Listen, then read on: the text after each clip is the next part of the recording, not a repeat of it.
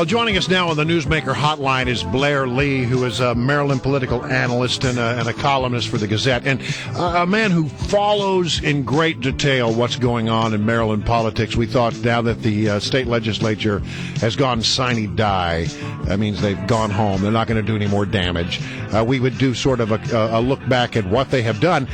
Blair, thanks for joining us. How are you this morning? Fine, thanks. All right, here. So I guess when you look at it, you have to come to the conclusion that politics in the state of Maryland, even though it was always sort of a blue state, a very blue state, it's gone real blue. It's really shifted to the left. Yeah, I mean, really, this year in Annapolis was the capstone on 7 years under Governor O'Malley that is really breathtaking in terms of the burst of liberal legislation that's passed. You would need to go back 100 years in Maryland history to the so-called progressive area exactly 100 years ago to find anything that even in any way is similar to what's happened here. In other words, if you made a YouTube video of Annapolis today, it would be called Liberals Gone Wild. Really? Oh, yeah, this is unbelievable.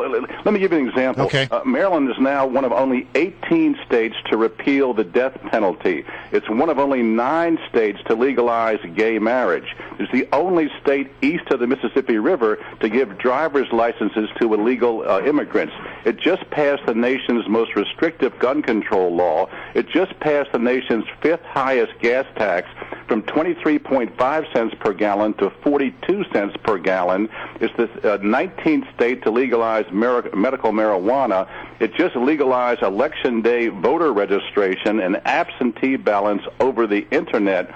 And it just charged electricity ratepayers $1.50 a month to finance offshore windmill farms to generate wind energy. At the same time, it kept the moratorium on fracking in western Maryland. You know, when a legislature and politicians go really hard in one direction, often there is a backlash.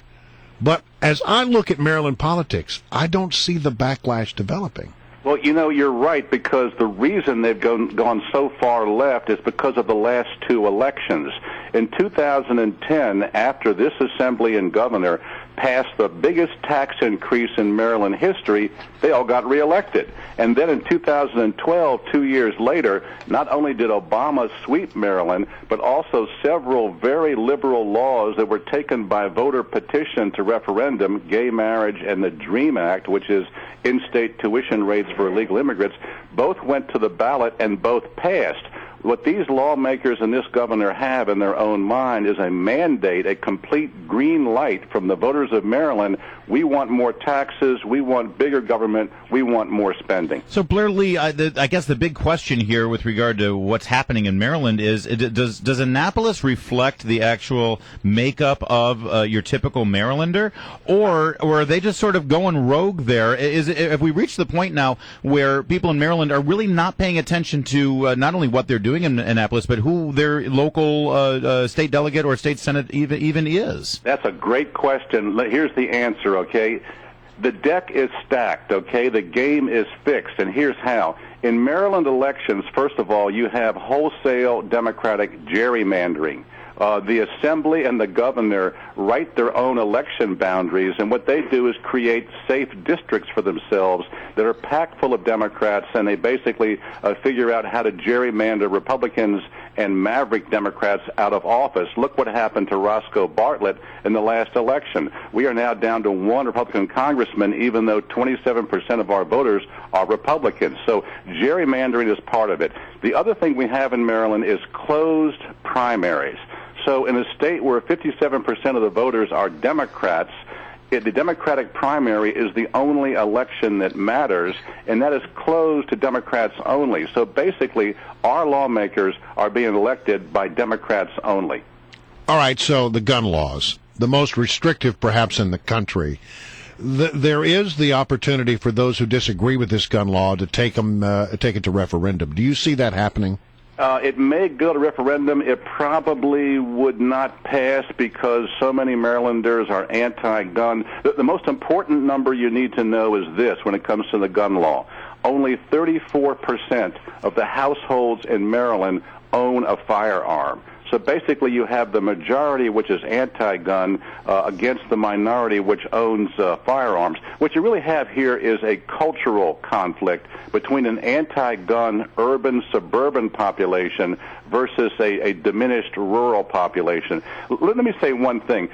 The most bizarre moment in the entire 90-day session was when the death penalty repeal bill and the gun control bill were both passing through the assembly, and someone got up and offered an amendment to the death penalty repeal. It said we should preserve the death penalty at least for mass murderers of school children, and the Democrats defeated that amendment.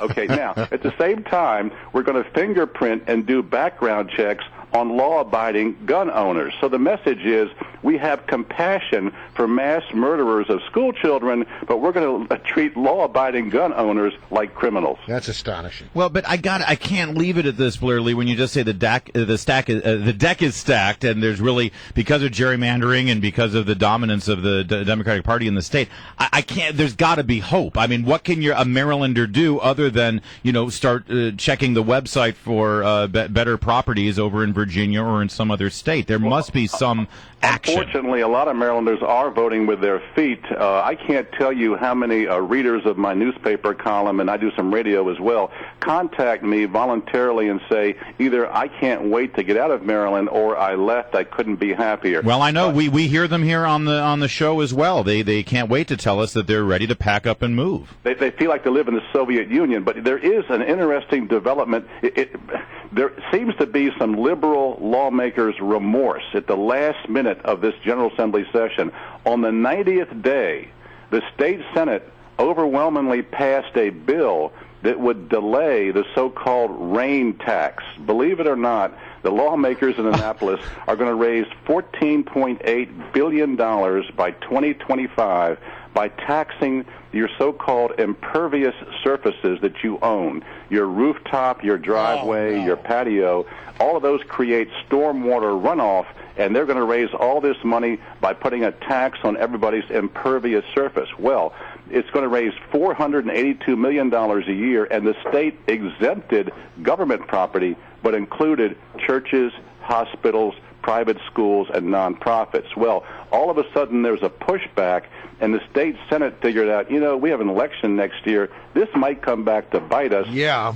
They passed the bill, but I believe it died in the House, so we're going to live with a rain tax. All right. You're taxing the weather. Unbelievable. Really quickly, is there, obviously gerrymandering is a tough thing to overcome in terms of the state Senate and the House of Delegates, but what about, the governorship is a statewide race, and if you can get a Republican governor in there, can a Republican governor actually start to change things from the state house and then also have an effect on the districting? Absolutely. Maryland has one of the strongest governorships constitutionally in the nation. The governor writes the budget. The Assembly can only reduce the budget. It can't increase the budget. All right. And this could be, in 2002, Bob Ehrlich won because the Democrats always go too far. Yeah. Well, that's what I'm wondering. So that's the solution. There again. That's why we have elections. Next year is really Maryland's last hope to try and come back to center. If they don't, well, then I'm afraid that it's time to move. Just a quick 10-second answer. Have you heard anything about Beretta, whether they're staying or leaving? I've heard the rumor they're leaving along with 300 jobs, but don't worry about that because we're all going to be crap dealers instead at Maryland Live. Okay. There we go. All right, Blair Lee. There's some crap going on in Maryland, but I don't know if that's the one. Thank you, Blair Lee. Thanks for joining.